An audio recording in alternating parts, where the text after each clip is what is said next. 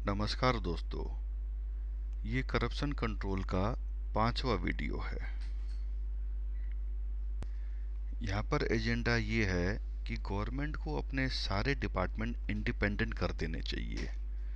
जैसे कि election commission और कोर्ट, ये इंडिपेंडेंट होते हैं। इंडिपेंडेंट का मतलब क्या होता है कि सरकार का इनके ऊपर कोई जोर नहीं रहता, ये लोग अपने इंडिपेंडेंट तरीके से काम कर सकते हैं। तो उसी प्रकार police, CBI, health ministry, education ministry, शिक्षा मंत्रालय, स्वास्थ्य मंत्रालय, सारे मंत्रालय सरकार को इंडिपेंडेंट बना देने चाहिए। उससे वो सारे अच्छी से काम करेंगे और उनमें भ्रष्टाचार कम होगा। अब इसमें एक सवाल उठता है कि अगर उनमें भ्रष्टाचार हो जाए तो प्रत्येक विभाग का एक प्रमुख होगा, और अगर वो भ्रष्टाचार करता है तो वो जिम्मेदार होगा। और अगर 51% एमपी, संसद के 51% सांसद किसी भी डिपार्टमेंट के प्रमुख के खिलाफ अगर वोट करते हैं तो उसको फिर रिजाइन करना पड़ेगा। तो इस तरीके से उसके ऊपर काबू भी रहेगा। अगला एजेंडा, पुलिस की नियुक्ति कांस्टेबल पोस्ट से ही होनी चाहिए। ऐसा नहीं होना चाहिए कि कोई सीधा ही कोई बड़े पद पे चला जाए। ऐसा सिस्टम होना चाहिए कि जो भी पुलिस में जाएगा सबसे पहले उसको कांस्टेबल बनना पड़ेगा। ये सिस्टम आज भी अमेरिका में और इंग्लैंड में आज भी ये फॉलो हो रहा है। और कांस्टेबल बनने के बाद फिर उसकी योग्यता अनुसार वो ऊपर तक जा सकता है। सब इंस्पेक्टर, इंस्पेक्टर, कमिश्नर, जितने पोस्ट होती हैं वो अपनी योग्यता के अनुसार ऊपर जाएगा फिर वो। अब अगला एजेंडा है कि जैसे कि airport, railway station, bus stand, hotel और अस्पताल ये सारे 24 घंटे खुलते हैं और 7 दिन खुलते हैं, उसी प्रकार ड्राइविंग लाइसेंस भी 24 घंटे मतलब 7 दिन खुलना चाहिए। लेकिन ये 24 घंटे की जगह इसको 12 घंटा किया जा सकता है। जैसे पासपोर्ट है, आधार कार्ड है, बैंक है, ऑफिसेज है, इंश्योरेंस कंपनीज है, मोबाइल कंपनीज है, और भी जितने भी कंपनीज है जो जनता को सेवा देती है, जहाँ पर रजिस्ट्रेशन होता है, तहसील हुई, तो ये सारे 7 दिन खुलने चाहिए और दिन में 12 घंटे। तो इससे काम का लोड घटेगा उनका, और जनता को भी 7 दिन सेवा मिलेगी। क्योंकि एतवार को लोगों की छुट्टी होती है और उसी दिन ये दफ्तर बंद रहते हैं, तो लोगों के काम अटक जाते हैं। फिर उनको वर्किंग डे में छुट्टी लेकर अपनी एक दिन की सैलरी कटवानी पड़ती है, वहाँ का काम डिस्टर्ब होता है और यहाँ पर काम बढ़ता है। तो 7 दिन खुलने से लाभ होगा। और एक और बड़ा लाभ क्या है, ज़्यादा लोगों को जॉब मिलेगा।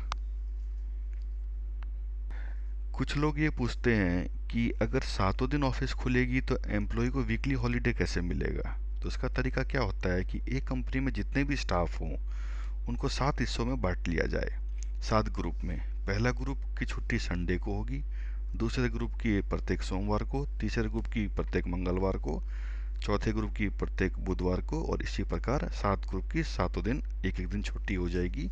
तो इस प्रकार सभी कर्मचारियों को, एम्प्लॉयज़ को वीकली हॉलीडे मिल जाएगा।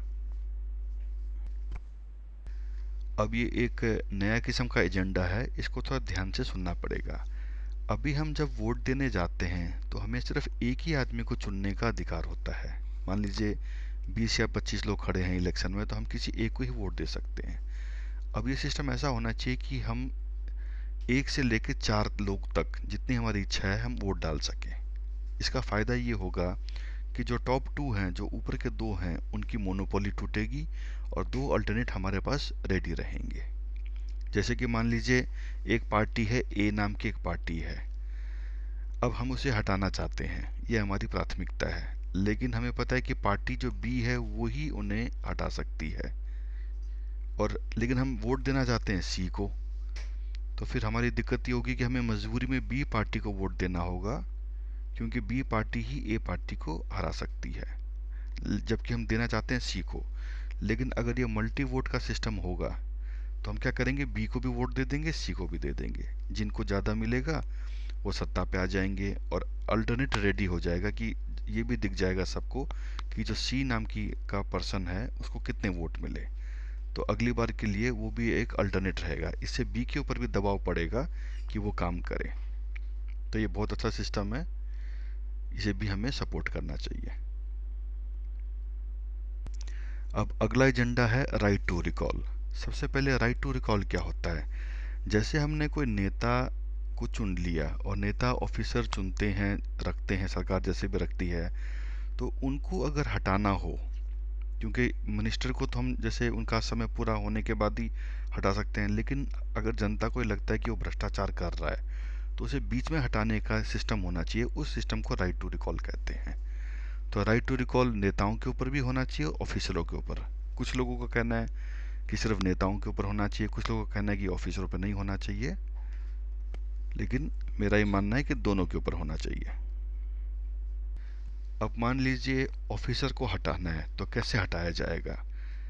तो किस किस के ऊपर होगा ये ऑफिसर? ऑफिसर में कोई भी हो सकता है, पुलिस इंस्पेक्टर, कमिश्नर, कलेक्टर, कोई भी किस्म का ऑफिसर। तो इसका सिस्टम क्या होगा कि कोई भी नागरिक किसी भी कलेक्टर की ऑफिस में, खाली अपने राज्य के नहीं, अपने डिस्ट्रिक्ट के नहीं, पूरे देश के किसी भी कलेक्टर की ऑफिस में जाके जाएगा, वहाँ पर एक फार्म वहाँ पर मौजूद होगा, वो एक फार्म लेगा और उसमें भर देगा कि मुझे अपने एरिया का, मुझे कलेक्टर पसंद नहीं है, या इंस्पेक्टर पसंद नहीं है, या और कोई भी ऑफिसर हो, डिस्ट्रिक्ट एजुकेशन पसंद नहीं है, ऑफिसर पसंद नहीं है, तो भर के जमा कर देगा।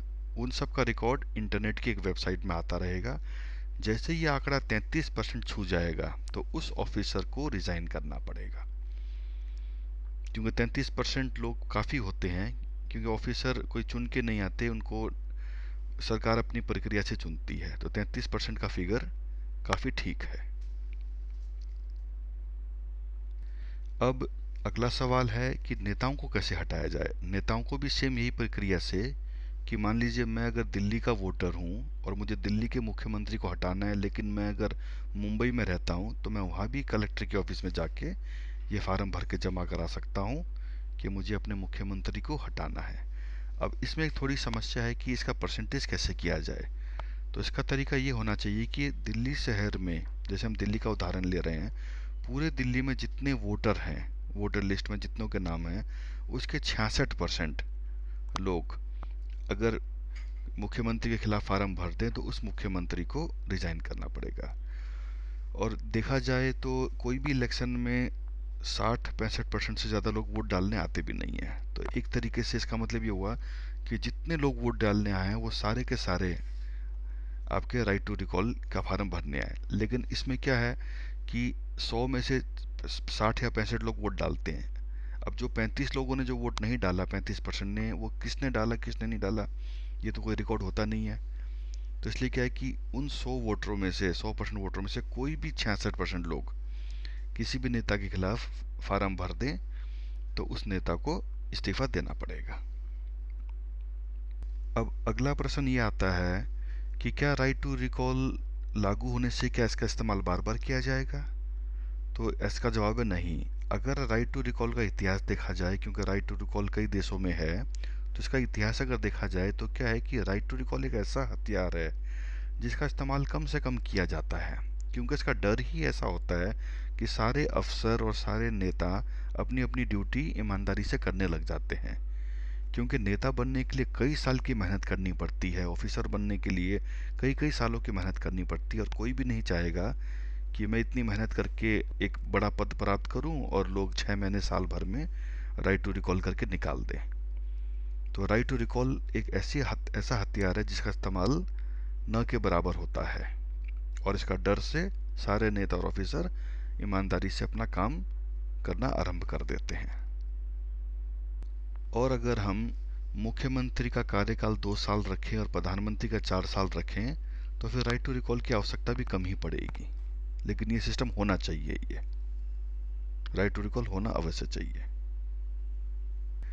अगला मुद्दा है कि जैसे हमारे देश में स्टेट्स हैं, अलग अलग राज्य होते हैं, तो उत्तर प्रदेश जैसे बहुत बड़ा राज्य है, इतना बड़ा राज्य किसी भी मुख्यमंत्री के लिए चलाना बहुत कठिन होता है। तो बड़े बड़े राज्यों को छोटे छोटे राज्य बना देने चाहिए। जैसे उदाहरण के लिए उत्तर प्रदेश के 5 टुकड़े कर देने चाहिए, फिर वहाँ पर 5 मुख्यमंत्री होंगे। स्टेट्स होने चाहिए जैसे पंजाब और हरियाणा है, इस साइज़ के होने चाहिए। पॉपुलेशन 3 से 5 करोड़ के आसपास हो, और भारत में 50 स्टेट के आसपास होने चाहिए।